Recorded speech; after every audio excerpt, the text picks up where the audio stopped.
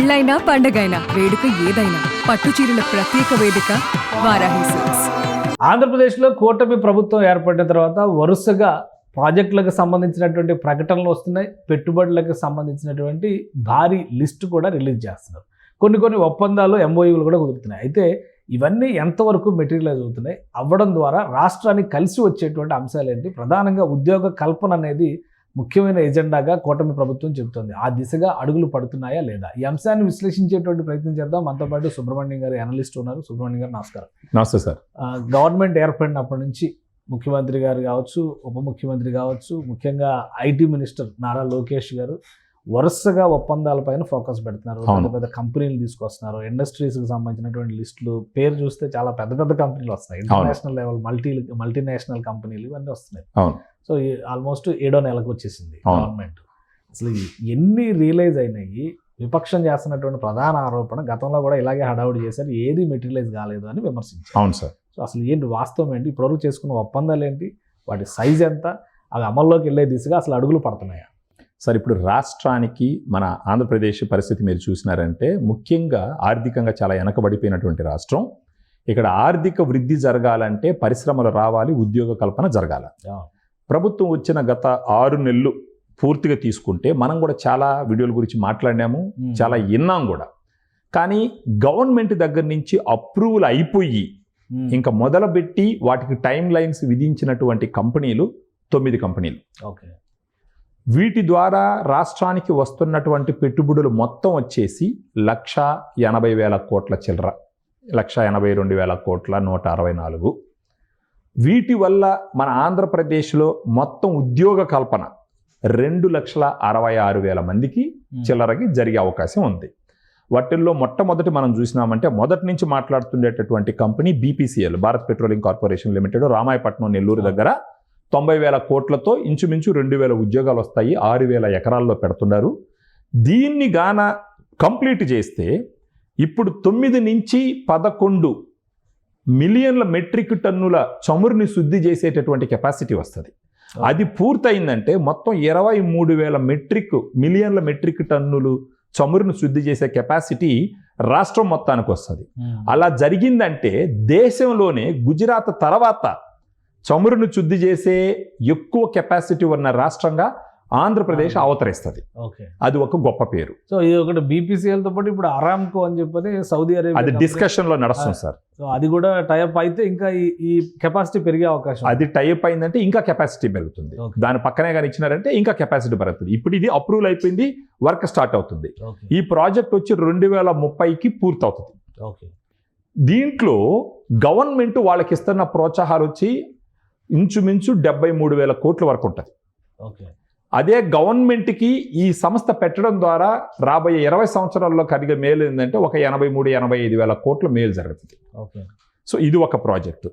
Next మీరు తీసుకున్నారంటే TCS, Tata consultancy, 80 కోట్ల పెట్టుబడితో 2,000 మందికి ఉద్యోగం.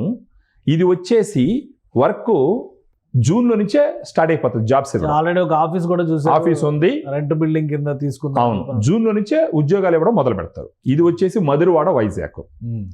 తర్వాత మీరు చూసినారంటే ఆజాద్ ఇండియా మొబిలిటీ అనేసి ఒకటి సత్యసాయి జిల్లాలో పెడుతున్నారు.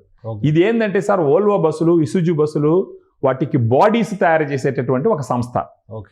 ఎలక్ట్రిక్ ఆటోస్కి వాటికి ఇచ్చేసేటటువంటి సంస్థ. ఆల్రెడీ బెంగళూరు బస్సుల మీద ఆజాద్ అనే స్టాంప్ వేసి ఉంటుంది. అవును. సో ఆ బాడీ బిల్డింగ్ చేసేటటువంటి ఒక కంపెనీ. ఇది వచ్చి ఒక 70 ఎకరాల స్థలంలో ఆల్రెడీ వాళ్ళకు ఒక సంస్థ కర్ణాటకలో ఉంది. ఇది 2వ సంస్థ. అది పూర్తయిందంటే ఇంచుమించు 15,000 బస్సులు ఆల్మోస్ట్ సంవత్సరానికి.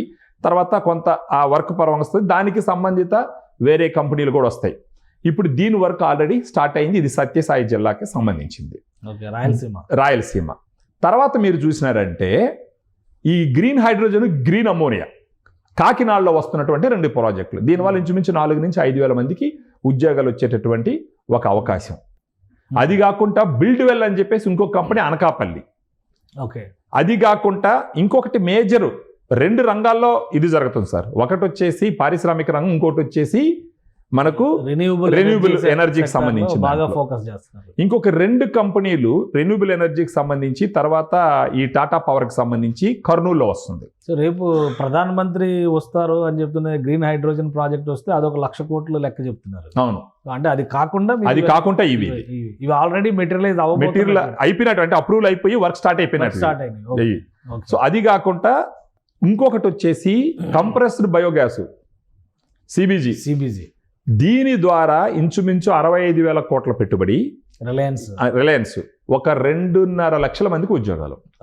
ఇది 500 గోబర్ గ్యాస్ ప్లాంట్. ఇది ఇంటీరియర్ ప్లేసెస్, రూరల్ ఏరియా మీద వస్తుంది, లేబర్ వర్క్ ఎక్కువ అవుతుంది. ఇది కంప్రెస్డ్ బయోగ్యాస్, ఇది 500 ప్లాంట్లు. ఇది సో ఇక్కడ వరకు అప్రూవల్స్ పూర్తయినాయి సార్. వీటి వర్క్కి క్లియరెన్స్ దొరికింది.